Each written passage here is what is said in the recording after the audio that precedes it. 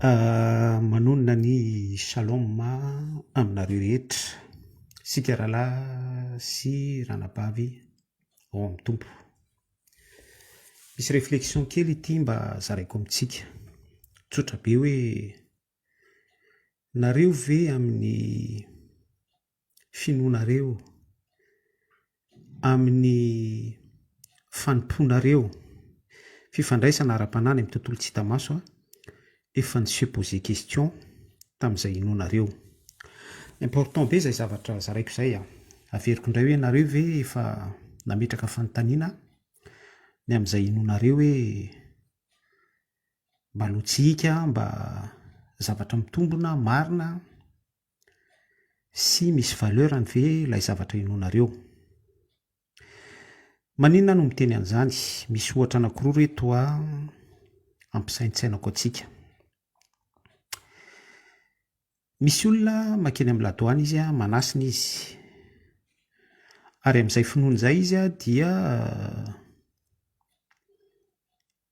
miantso fanahy amin'ilay inony, dia arak'izao anoarako an'izao ilay ohatra hoe misy an'izany koto maditra izany.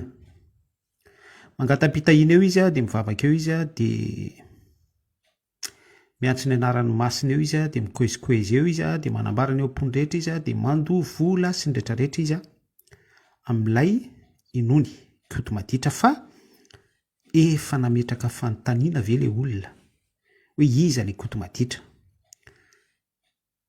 maditra ninona, hoe misy miteny hoe maditra mirary ny tsy fantatro, tsy haiko, fa atraveran'ilay anarana fotsiny hoe koto maditra, mino azany dia olona maditra no inoko, izany ikoto zany fa maditra io ikoto io dia io zany inoko.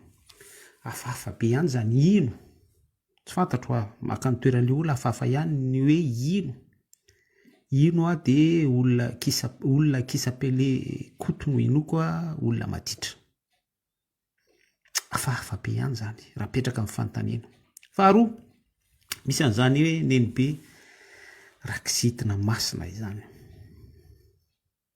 Ahoana moa no inoko olona Masina kanefa kizitina? Mba mitoetra amin'izany olona izany ve ny fahamasinana raha hoe kizitina izy, kizitina ny androm-piainana, tsy hoe manaratsy na hoe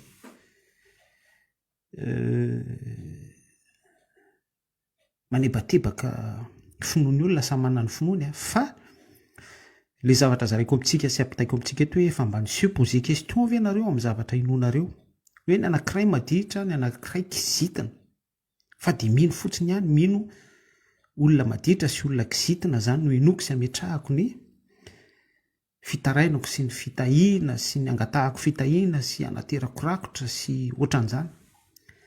Tena tsy haiko aloha zareo fa tsy mety amiko zany, za tsy partant amin'izany hoe olona maditra sy olona kizitina no ametrahako ny tontolo ara-panahiko sy ibebahako, angatahako fonana sy tsy haiko hoe samy manana ny safidiny olona. Zay mba zavatra mba ampitaiko atsika. Ho anahy manokana dia ampy ahy Jesosy. Sady tsy maditra izy no tsy kizitina fa vakio ny Baiboly. Braso.